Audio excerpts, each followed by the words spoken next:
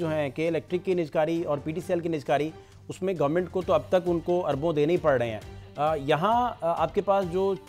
تقریباً 6,500 امپلائیز ہیں، اور گورنمنٹ نے کہا ہے عارف حبیب صاحب کو بھی اور باقی جو سارا کہ بھئی جب سال تک تو گارنٹی ہے ان کی، سال بعد یہ سارے لوگ جو نہیں چاہیے ہوں گے، جو نہیں ریکوائرڈ ہوں گے، وہ گورنمنٹ کے حوالے ہو جائیں گے۔ تو گورنمنٹ پھر اس پر انویسٹ کرنا پڑے گا، اسے کیا کرنا پڑے گا، اس کا کام ہے جو حکومت نے کرنے ہیں پاکستان کے عوام کے بہاف پر، اور کون سے نہیں کرنے۔ ایئر لائن چلانا ان میں نہیں ہے جو حکومت نے کرنے ہیں۔ مثلا عدالتوں کو آؤٹ سورس نہیں کیا جا سکتا، پولیس کو آؤٹ سورس نہیں کیا جا سکتا۔ تو جو بنیادی کام ہے، حکومت ایسے کام کرے جو اس کے بنیادی فرائض میں شامل ہے، اور باقی کام جو ہے وہ پرائیویٹ سیکٹر کے حوالے کریں گے۔ 8 ارب روپے میں خریدا گیا، اسی طرح کوہاٹ سیمنٹ 76 ارب روپے میں، تو جس نے بیچا ہے اسے اتنے ہی ملے۔ اس میں کہتے ہیں کہ سٹرکچرنگ میں بہت سارے شاید فالٹ تھے، یا کیا معاملہ تھا کہ 125 تو واپس اسی میں انویسٹ ہونا ہے، تو گورنمنٹ کو پھر اس طرح 10 ارب روپے آیا۔ وہ کہتے ہیں گورنمنٹ کے اینڈ پر تو اسے ٹھیک دیکھا جا سکتا ہے کہ گورنمنٹ کہے گی کہ میری جو لائبلٹیز ہیں وہ کم ہو جائیں گی نیکسٹ آنے والے دنوں میں بھی یا آنے والے سالوں میں، لیکن قوم کے لیے اور ایک ایسیٹیبل جو ہمارا ادارہ تھا اس کے لیے یہ سودا مناسب نہیں، خسارے کا سودا ہے۔ اپوزیشن کا یہ خیال ہے؟ دیکھیے، جو معاشی ناخواندگی ہے اس کا علاج تو میرے پاس نہیں ہے۔ وہ تو انہیں خود سمجھنا پڑے گا کہ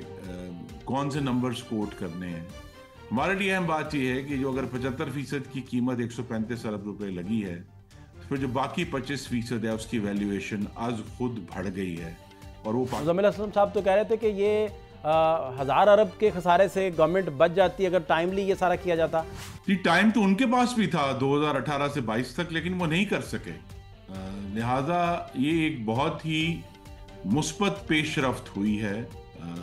بہت مختلف حوالوں سے۔ میں یہ کہوں گا کہ ہم سب کے لیے یہ ایک سمجھیں کہ ذہنی دباؤ اور تناؤ کا ایک زخم تھا، جو الحمدللہ اب دور ہو گیا ہے، اور کسی بھی اثاثے کی ویلیو جو ہے وہ اتنی ہے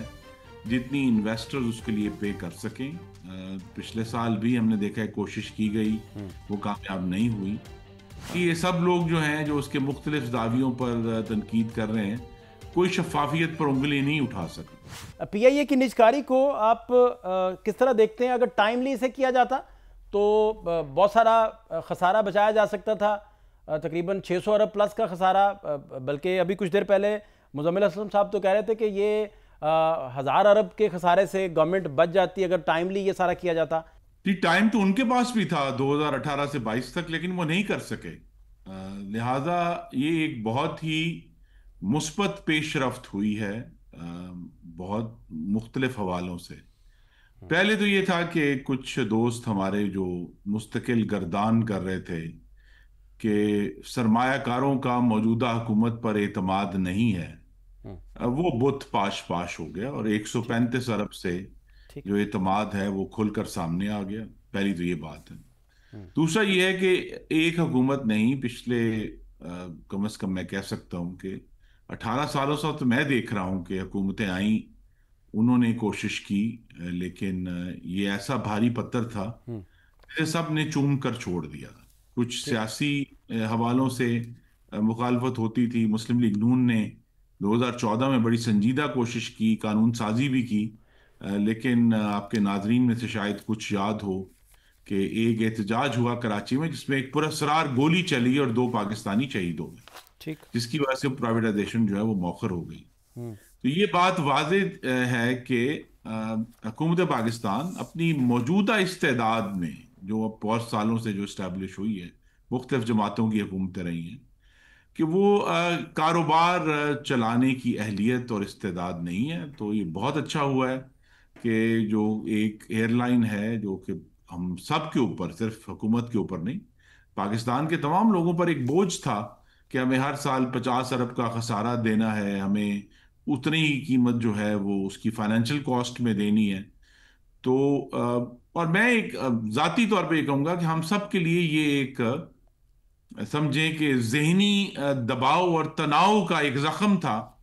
جو الحمدللہ اب دور ہو گیا ہے، اور یہ توقع ہے کہ جو نجی اونرشپ میں یہ ایئر لائن جو ہے وہ ہم سب کے لیے بھی بہتر سروس ہمیں پرووائڈ کر سکے گی، اور پوری دنیا میں بھی پاکستان کے ایک اچھے ادارے کے طور پر ابھرے گی۔ اچھا خرم صاحب، اس کی جو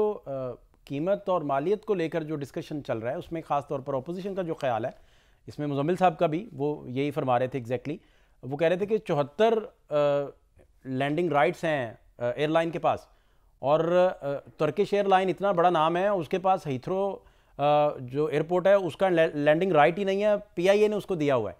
تو وہ کہہ رہے تھے کہ یہ بہت ویلیویبل اثاثہ ہے، بہت ویلیویبل، کہ آپ بنانے جائیں اب اگر، اور اسے خود کوئی انڈیویجول یا کوئی کنسورشیم بن کر بھی لانچ کرنا چاہے تو بہت بڑے پیمانے پر ایک وقت بیچ میں لگتا ہے، پھر سرمایہ لگتا ہے۔ تو وہ کہتے تھے کہ اس کو بہت بہتر طریقے سے ڈیزائن کیا جا سکتا تھا۔ اس پہ کیا ٹیک ہے آپ کا؟ جی میں یہی کہوں گا کہ اگر اتنا یہ آسان ہوتا تو 2018 اور 22 کے دوران یہ کر گزرتے، لیکن نہیں کر سکے، اتنا آسان نہیں۔ اور کسی بھی اثاثے کی ویلیو جو ہے وہ اتنی ہے جتنی انویسٹرز اس کے لیے پے کر سکیں۔ پچھلے سال بھی ہم نے دیکھا ہے کوشش کی گئی، وہ کامیاب نہیں ہوئی۔ اس کا جو دوسرا زاویہ ہے فہد صاحب، وہ یہ ہے سر، کہ پوری دنیا میں ایک سگنل گیا ہے، پاکستان کے اندر بھی ایک سگنل گیا ہے کہ شہباز شریف کی حکومت جو ہے، مسلم لیگ نون کی حکومت جو ہے، وہ اکنامک ریفارم میں سنجیدہ ہے، کہ جو کام بہت سالوں سے پینڈنگ تھا، 15 دفعہ کھولا گیا، بند کیا گیا، بالآخر اس کو کامیابی سے اور ایک بڑی شفاف طریقے سے، دیکھیے یہ سب لوگ جو ہیں جو اس کے مختلف زاویوں پر تنقید کر رہے ہیں، کوئی شفافیت پر انگلی نہیں اٹھا سکا۔ تو بڑی شفاف طریقے سے یہ ہوا ہے، اور ایک سیریسنس کا سگنل گیا ہے۔ اور یہ دوسرا جو سگنل گیا ہے وہ یہ ہے کہ پوری دنیا میں ہم جب کہتے ہیں کہ ہمیں بیرون ملک کی سرمایہ کاری کو ملک میں لے کر آنا ہے، وہ پہلے یہ دیکھتے ہیں کہ کیا اس ملک کے لوگ اس میں سرمایہ کاری کر رہے ہیں یا نہیں کر رہے ہیں۔ تو یہ بھی 135 ارب روپے سے یہ سگنل گیا ہے کہ پاکستان میں سرمایہ کاری کر رہے ہیں، اور یہ جو سگنل ہے یہ فورن انویسٹرز کو بھی راغب کرے گا کہ وہ آئندہ جو آنے والی پرائیویٹائزیشنز ہیں یا نئی انویسٹمنٹ جو ہے اس کی طرف وہ انٹرسٹ بھی لیں گے، اور انشاءاللہ اس میں ہمیں کامیابی بھی ہوگی۔ اچھا خرم صاحب، 2 پریسیڈنٹ پہلے ماضی کے جو ہیں، کے الیکٹرک کی نجکاری اور پی ٹی سی ایل کی نجکاری، اس میں گورنمنٹ کو تو اب تک ان کو اربوں دینے ہی پڑ رہے ہیں۔ یہاں آپ کے پاس جو تقریباً 6,500 امپلائیز ہیں، اور گورنمنٹ نے کہا ہے عارف حبیب صاحب کو بھی اور باقی جو سارا، کہ بھئی جب سال تک تو گارنٹی ہے ان کی، سال بعد یہ سارے لوگ جو نہیں چاہیے ہوں گے، جو نہیں ریکوائرڈ ہوں گے، وہ گورنمنٹ کے حوالے ہو جائیں گے۔ تو گورنمنٹ پھر اس پر انویسٹ کرنا پڑے گا، اسے کیا کرنا پڑے گا، اس کا ایگزٹ کیا لینا پڑے گا، وہ پلان کیا ہے؟ جی وہ پلان یہی ہے کہ جب تک ایک واضح پلان، اور مجھے توقع ہے کہ بہت جلد یہ پلان سامنے آ جائے گا، ایک واضح پلان ہونا چاہیے، اور اس کے اوپر جب عمل درآمد شروع ہوگا تو ساری جو بے یقینی ہے وہ خود بخود چھٹ جائے گی، اور ہمیں محسوس ہوگا کہ ہم آگے بڑھ رہے ہیں۔ دیکھیے اس کے اندر جو بنیادی سوال ہے، اور آپ کے ناظرین کے لیے میں بڑے ادب سے عرض کروں گا کہ حکومت کون سے ایسے کام ہیں جو حکومت نے کرنے ہیں پاکستان کے عوام کے بہاف پر، اور کون سے نہیں کرنے۔ ایئر لائن چلانا ان میں نہیں ہے جو حکومت نے کرنے ہیں۔ مثلا عدالتوں کو آؤٹ سورس نہیں کیا جا سکتا، ٹھیک۔ پولیس کو آؤٹ سورس نہیں کیا جا سکتا۔ تو جو بنیادی کام ہے، حکومت ایسے کام کرے جو اس کے بنیادی فرائض میں شامل ہے، اور باقی کام جو ہے وہ پرائیویٹ سیکٹر کے حوالے کریں گے۔ اس پہ تو سالہ سال سوال ہوتا رہے گا کہ 135 ہونا چاہیے تھا، کہ 125 ہونا چاہیے تھا، کہ 155 ہونا چاہیے تھا۔ لیکن آج کا جو لمحہ تھا، اس میں جو اس کی بہترین قیمت تھی وہ حاصل کی گئی، شفاف طریقے سے حاصل کی گئی۔ اور اصل چیلنج تو اصل میں جنہوں نے اس کو خریدا ہے ان کے لیے شروع ہوا ہے، کہ وہ اس میں کس طرح، جو اب انہوں نے جو 125 ارب روپے انویسٹ کرنے ہیں، 10 ارب تو حکومت کو دینے ہیں، لیکن 125 انویسٹ کر کے کس طرح وہ جو ان کے پاس بہت بڑے ممکنات بھی ہیں، پوری دنیا میں پاکستانی جو ہیں وہ ڈائریکٹ فلائٹس چاہتے ہیں پاکستان تک، تو کس طرح اس سے فائدہ اٹھاتے ہوئے وہ اس جو آنے والی ایئر لائن ہے اس کو وائبل کرتے ہیں۔ اور پھر یہ بھی ایک سوال حکومت کے سامنے ہے کہ جو ہمارا ڈومیسٹک سیکٹر ہے، جس میں بھی بہت ساری اکھاڑ پچھاڑ ہو چکی ہے، کہ وہاں بھی معاملات کو اور قوانین کو کس طرح سمپلیفائی کر کے انکریج کیا جا سکتا ہے کہ ہماری جو ڈومیسٹک ایئر لائن انڈسٹری ہے وہ بھی ہو۔ آخری بات یہ ہے کہ جو پی آئی کی پرائیویٹائزیشن ہوئی ہے، بالآخر وہ جو کالا سایہ 2020 میں اس وقت کے وزیر ہوا بازی نے پاکستان کی ایویشن کے اوپر ڈالا تھا، جس سے سینکڑوں پائلٹ جو ہیں بے روزگار ہوئے بغیر کسی وجہ کے، ناحق، پوری طرح کوالیفائڈ تھے، اور پوری ایویشن انڈسٹری پاکستان کی، مطلب پی آئی اے کی بھی، جو اگر آج ویلیویشن کم ہے، اور آپ نے لینڈنگ رائٹس کا ذکر کیا، تو وہ لینڈنگ رائٹس تو اس لیے ہمارے لیے بیکار ہو گئے تھے کہ یورپ نے اس ایک بیان کی بنیاد پر پاکستان کی فلائٹیں جو ہیں وہ بند کر دی تھی، ہم نے کسی ملک میں فلائی نہیں کر سکتے تھے یورپ میں۔ تو لہٰذا اب جب کہ یہ جو ہے وہ پرائیویٹائزیشن کا عمل جو ہے، اس نے وہ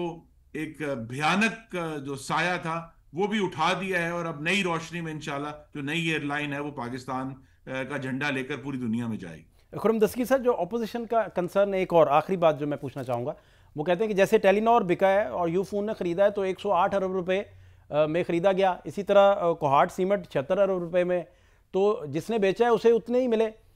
اس میں کہتے ہیں کہ سٹرکچرنگ میں بہت سارے شاید فالٹ تھے یا کیا معاملہ تھا کہ 125 تو واپس اسی میں انویسٹ ہونا ہے، تو گورنمنٹ کو پھر اس طرح 10 ارب روپے آیا۔ وہ کہتے ہیں گورنمنٹ کے اینڈ پر تو اسے ٹھیک دیکھا جا سکتا ہے کہ گورنمنٹ کہے گی کہ میری جو لائبلٹیز ہیں وہ کم ہو جائیں گی نیکسٹ آنے والے دنوں میں بھی یا آنے والے سالوں میں، لیکن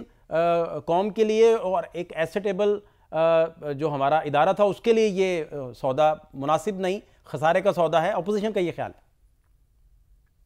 یہ دیکھیے، جو معاشی ناخواندگی ہے اس کا علاج تو میرے پاس نہیں ہے، وہ تو انہیں خود سمجھنا پڑے گا کہ کون سے نمبرز کوٹ کرنے ہیں۔